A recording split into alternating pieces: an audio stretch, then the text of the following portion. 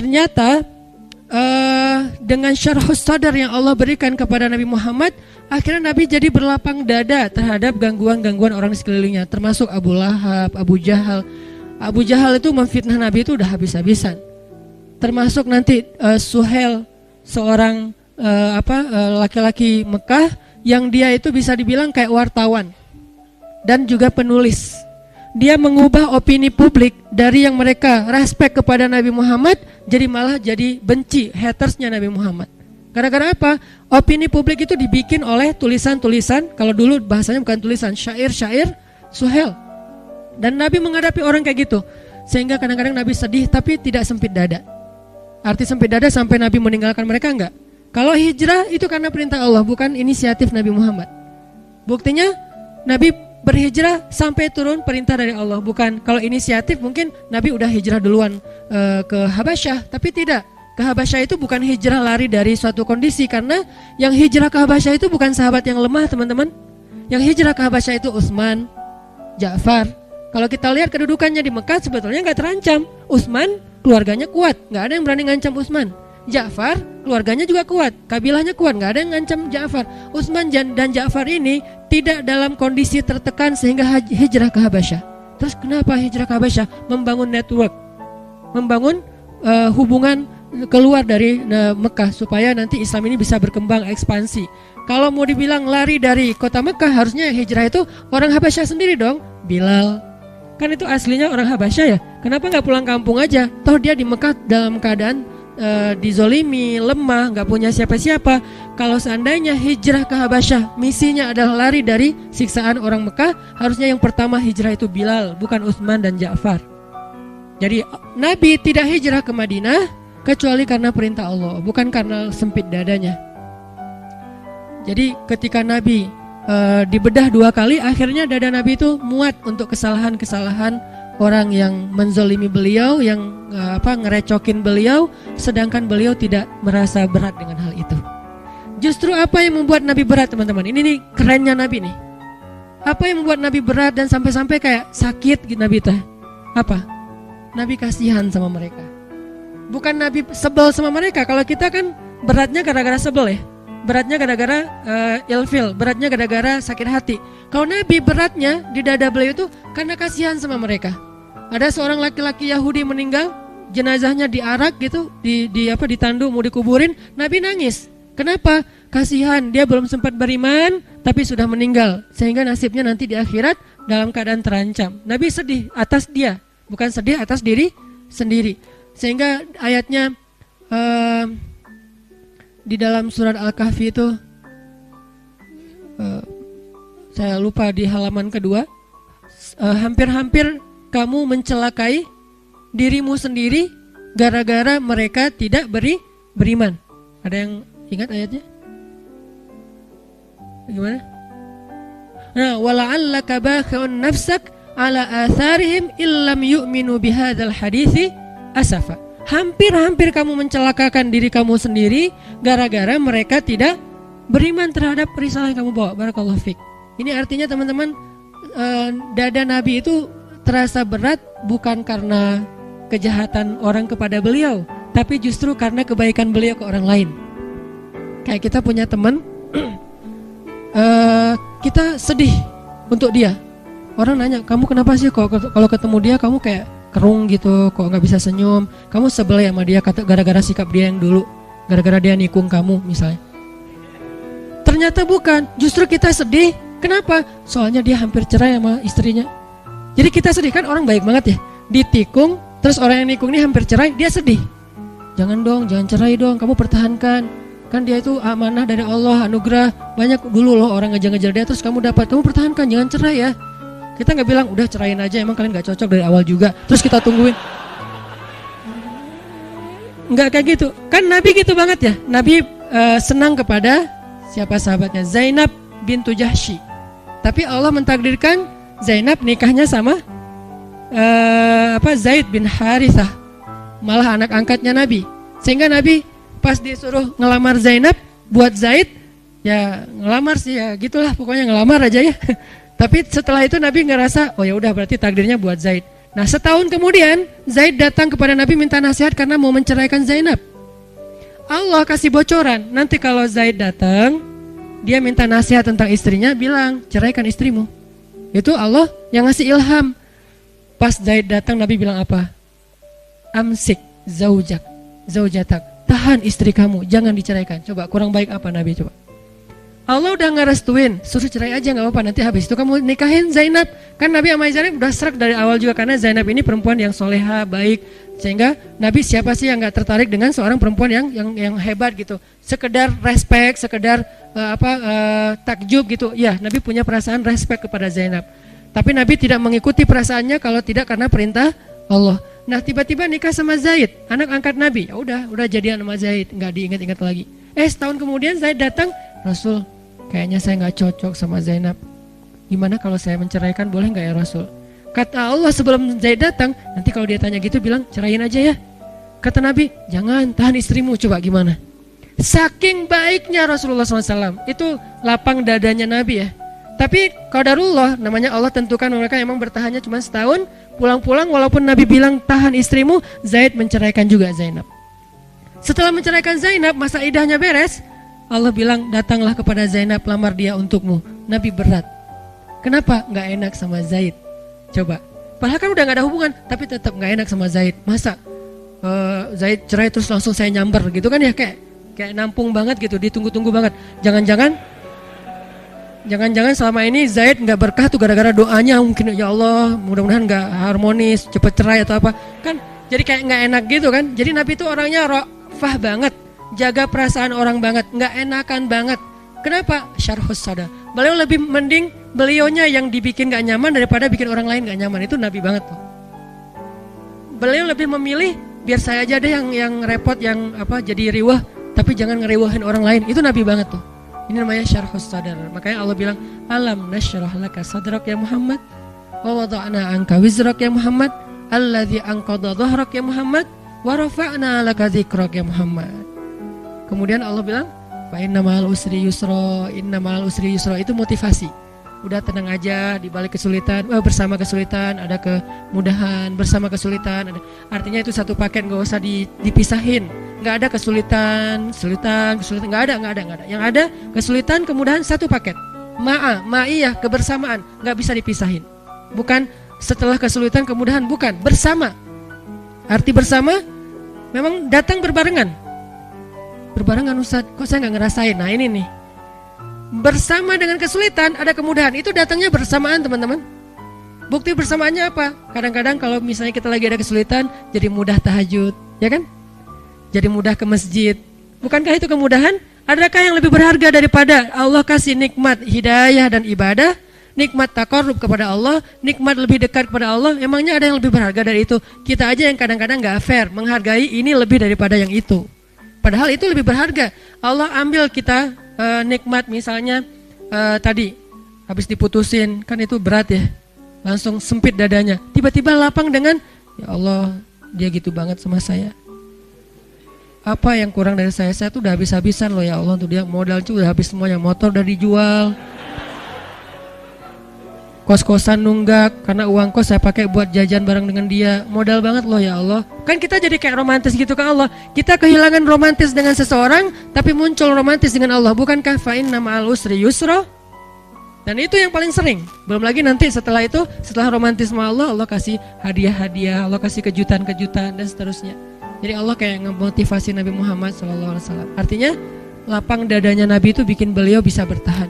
Sesekali sedih ada, kayak Nabi pulang habis dilemparin kotoran, Nabi pulang habis dilemparin dan berdarah-darah, terus Nabi pulang ketemu Khadijah. Ini nih luar biasanya ya. Cari siapa? Khadijah. Siang hari mencari Khadijah, malam hari mencari Allah. Siang hari cari siapa? Gak ada Ustadz. Ya udah. Kalau belum ada Khadijah ya udah, malam hari aja andelin. Siang hari cari temen, main kayak pengalihan gitu ya, pelampiasan. Free dive terus nggak muncul-muncul, nggak apa-apa. Yang jelas cari sesuatu yang bisa bikin kita syarhus sadar, lapang dada gitu. Kemana lagi ya, main kemana lagi ya, ya nggak apa-apa lah. Tapi kalau Nabi, karena alhamdulillah beliau udah punya Khadijah yang solehanya super duper luar biasa, Akhirnya pulangnya mencari Khadijah. Zammiluni, zammiluni, selimutin aku, selimutin aku. Itu kan bahasa manjanya Nabi ke Khadijah ya.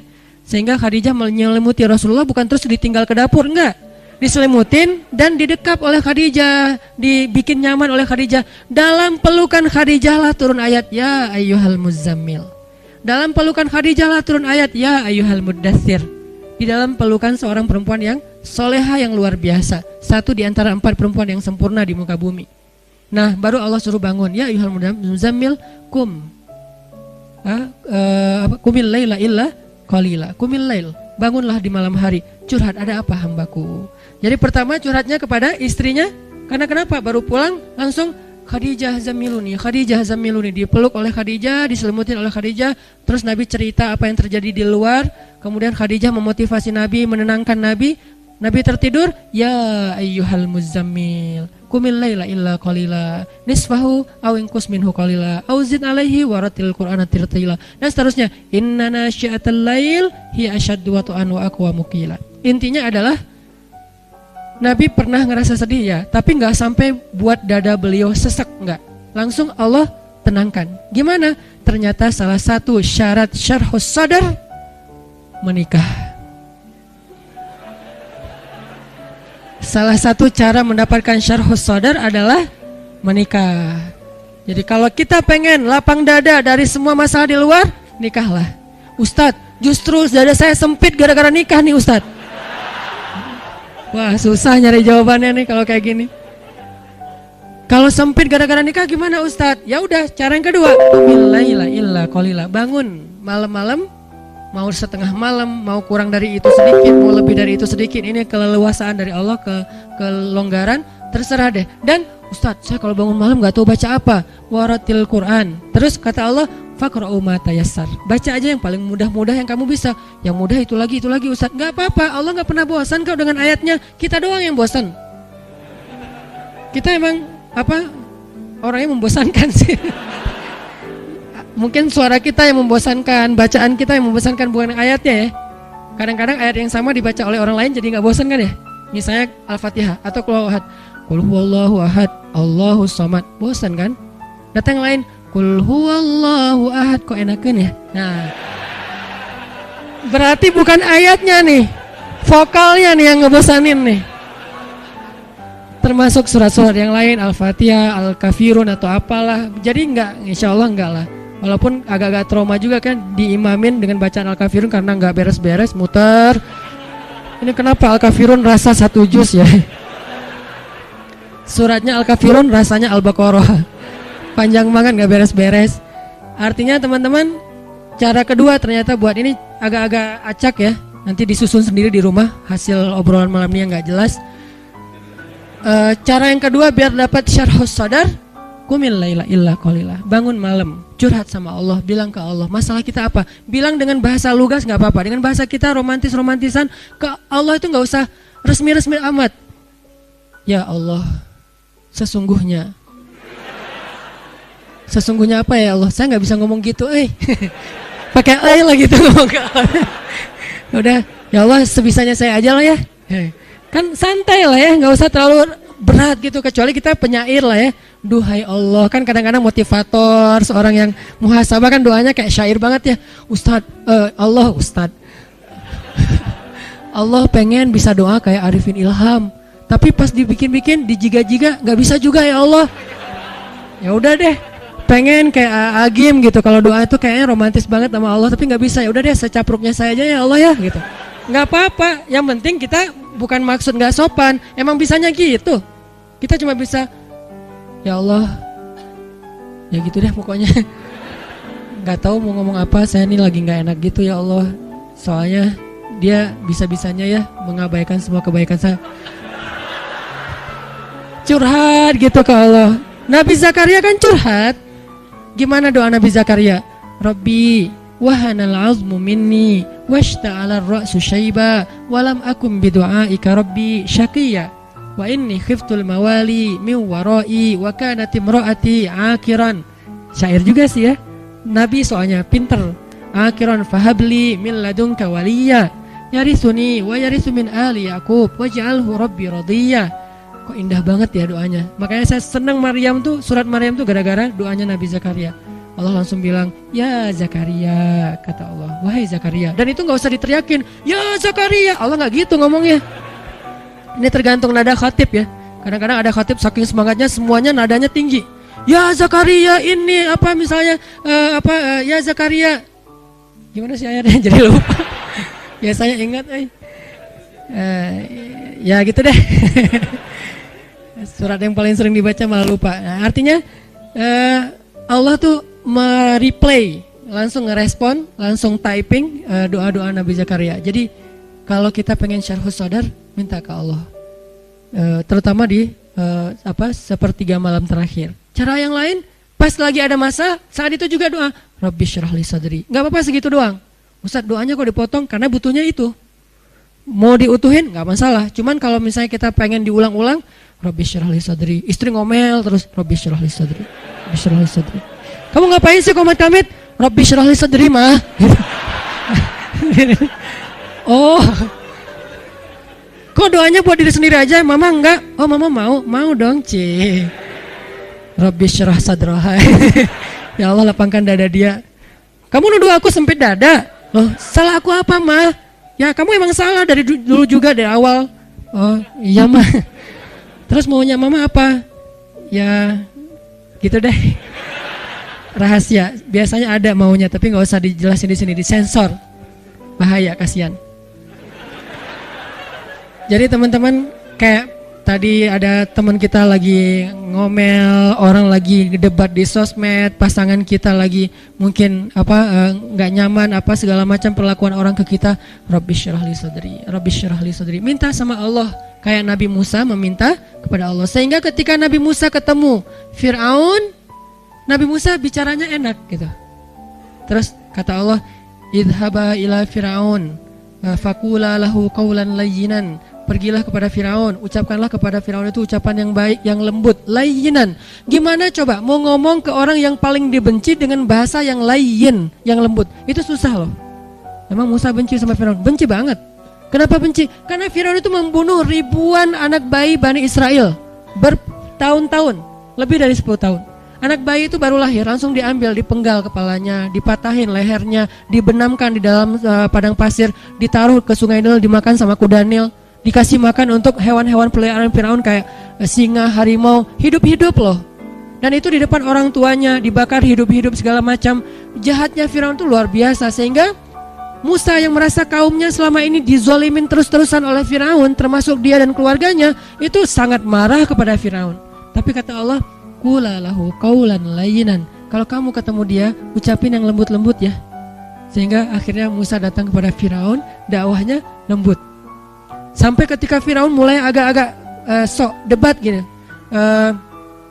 gimana menurut kamu tentang penduduk yang negeri-negeri yang sebelumnya? Musa nggak tahu karena belum pernah baca sejarah tentang penduduk negeri-negeri yang sebelumnya. Kata Musa, itu urusan Allah, saya nggak tahu kecuali apa Allah yang firmankan ke saya. Wah kamu Musa nggak bisa ini, nggak bisa itu. Firaun sombong. Musa tetap sabar, nggak langsung marah karena Musa itu aslinya sangat tegas, sangat orangnya kan nggak bisa. Beda gaya nih. Musa dan Harun tuh dua orang yang berbeda gaya, sama seperti Yahya dan Isa. Musa itu mirip Isa, Harun itu mirip Yahya. Harun itu kalau ngadapin orang lagi marah-marah didiemin dulu, terus dikasih tahu. Musa lagi marah-marah dimarahin balik. Itu Musa. Makanya Musa ketika pulang 40 hari lagi mendapatkan wahyu, ngelihat kaumnya sudah syirik, apa yang dilakukan Musa?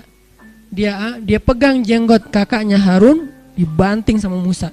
Tarik gini. Kenapa kamu biarkan mereka syirik? Kan saya sudah serahin mereka jadi tanggung jawab kamu. Apa kata Harun? Saudaraku, jangan engkau tarik jenggotku, coba. Kan ayatnya gitu kan? Menunjukkan Musa itu orangnya tegas dan gak ada basa-basi Musa. Kalau Harun, dia menjelaskan dulu, memahamkan dulu. Beda gaya nih dan saling membantu dalam dakwah. Sehingga kadang-kadang ada ustadz yang tipenya ya strike gitu. Ada ustadz yang ya udah diolok dulu, ya udah nggak apa-apa. Ada yang kayak gitu kan ya? Ayah dan ibu juga kayak gitu, anaknya dimarahin oleh ayahnya, ibunya bilang ya udah besok diperbaiki ya gitu kan, selalu ada penyeimbang kan. Musa dan Harun tuh gitu banget teman-teman. Akhirnya Musa mengumpulkan kaumnya semuanya, dimarahin satu-satu dan disuruh untuk bertaubat dengan cara yang sangat-sangat berat. Ketika mereka syirik, Harun mengatakan, wahai kaumku, bukankah Musa baru saja meninggalkan kalian beberapa hari yang lalu? Artinya dakwahnya belum hilang dari ingatan kalian. Kenapa kalian sudah kufur? Bukankah Allah baru saja menyelamatkan kalian dari tenggelamnya di Laut Merah? Kenapa kalian sekarang sudah kufur kepada Allah? Difahamkan, diingatkan oleh Harun. Kalau Musa, sini kalian semuanya, udah bunuh diri, gitu. Ngeri banget kan ya? Ini beda gaya nih, Musa dan Harun. Tapi setelah Allah lapangkan dadanya, Musa gak gitu ke Firaun. Firaun marah-marah, Musa diamin dulu. Apa Musa takut? Enggak, bukan tipe Musa yang penakut. Orang dia dorong, gak ada orang, cuman toel doang mati kan ya. Lo Firaun masih ingat gak 15 tahun yang lalu? Apaan? Gua toel orang mati, lo mau digituin? Kan bisa aja. Apaan sih lo? Firaun digituin dong. Firaun mati kan, sejarahnya nanti di Al-Quran jadi beda lagi kan. Firaun mati di toel Musa, kan enggak ya? Nah, kenapa enggak ada adegan itu? Karena Musa enggak marah. Musa berlapang dada. Ini pentingnya lapang dada. Sampai bisa ngadapin Fir'aun. Fir. Sampai bisa ngadapin Fir'aun. Nah, Nabi Muhammad juga kayak gitu. Gara-gara udah Allah lapangkan dada, alam nasyrah laka sadrak. Akhirnya ujian-ujian yang